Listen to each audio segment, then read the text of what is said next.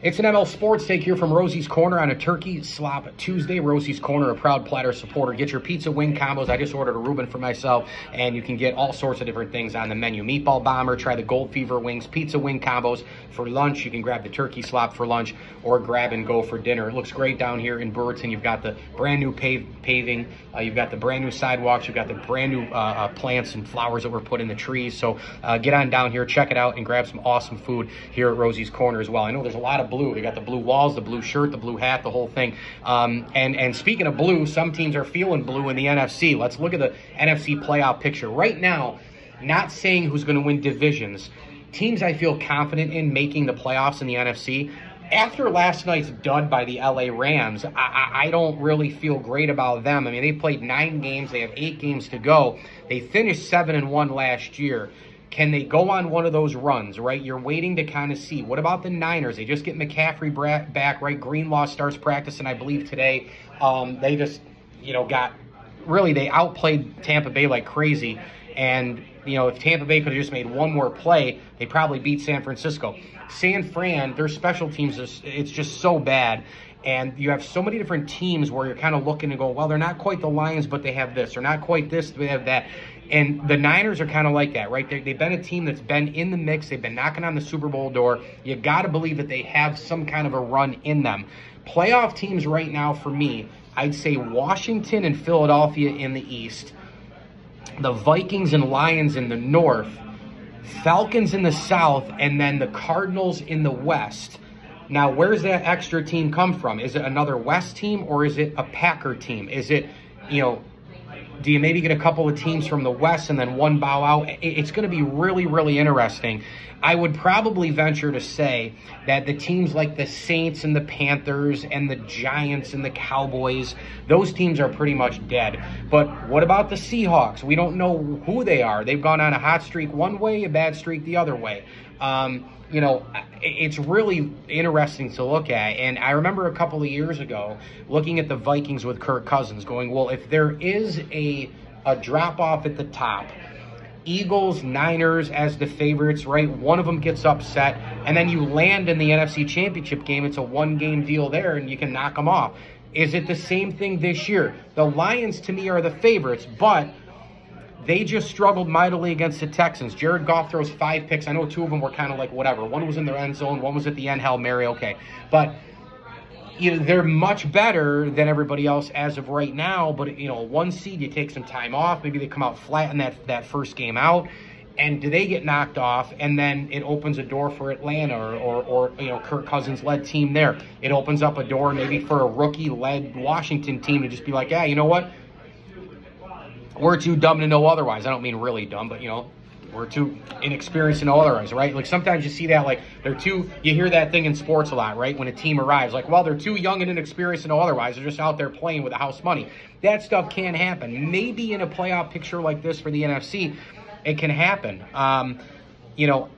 I don't know. It's going to be really, really crazy. Green Bay, you feel decent because they're structurally usually there. They're a playoff team. They do the things the right way, da-da-da. But then Jordan Love has been riding a roller coaster, and he's been injured as well. Do you really trust in huge spots Sam Darnold?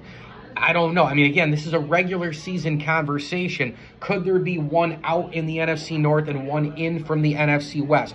3 playoff teams from the NFC North, very possible, or it's just 2, then you get the extra in the West. I'm intrigued by Arizona right now as well. I mean, they're kind of a team that we don't really see regularly, but they've been playing extremely good football for them. Kyler Murray has been playing well. Marvin Harrison Jr., terrific. And all of a sudden, they're making big-time defensive plays. Now, I know they wiped the floor with a pathetic Jets team this past weekend, but they've been playing well all year. They should have won Week 1 in Buffalo, for crying out loud, and they've racked up, 6 wins so far on the season. Can the Seahawks or the Rams go on a run? The Niners, they've been there before. Hard to go against them, especially if they start to get healthy, of course. So the NFC playoff picture right now, again, who's going to win the divisions? I just told you who I think gut feel right now makes the postseason. I'd have to lean division-wise. I think I'm going to lean Philadelphia right now, only because of the veteran presence. Now, the veteran Eagles play the youngsters in terms of Washington and Jaden Daniels this Thursday on a short week. That's a huge game to tilt the division one way or the other, to tilt one team one way or another. But I would lean Philly. Now, whoever wins Thursday night, I might lean that way, right? But today I would lean Philly. Definitely leaning Lions to win the North. Leaning Falcons, 2-game lead in the South. And in the West, I don't know if I can lean Arizona right now. I probably would lean San Fran. And if that means San Fran were to win the division, okay, now you've got, let's say, Philly, Detroit, Atlanta, and San Fran. Then the other 3 wild cards come into place. Is an Arizona there, right? Is a Green Bay there? When you start thinking division winners, like one can come off, one can come up. So that plays into it as well. But in the NFC playoff picture is incredible. And meanwhile, on the other side, the AFC, it's like a 3-horse deal. And then everybody else, in my opinion, you got Chiefs, Bills, Ravens.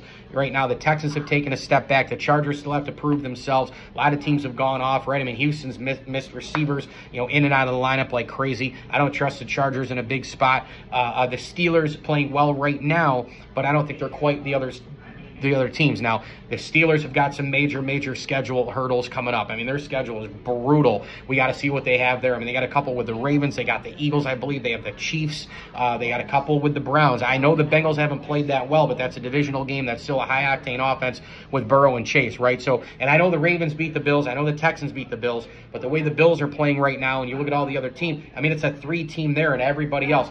Remember a couple of years ago, it was, oh, my God, it's going to keep getting harder for the Chiefs and harder for the Chiefs. Is it?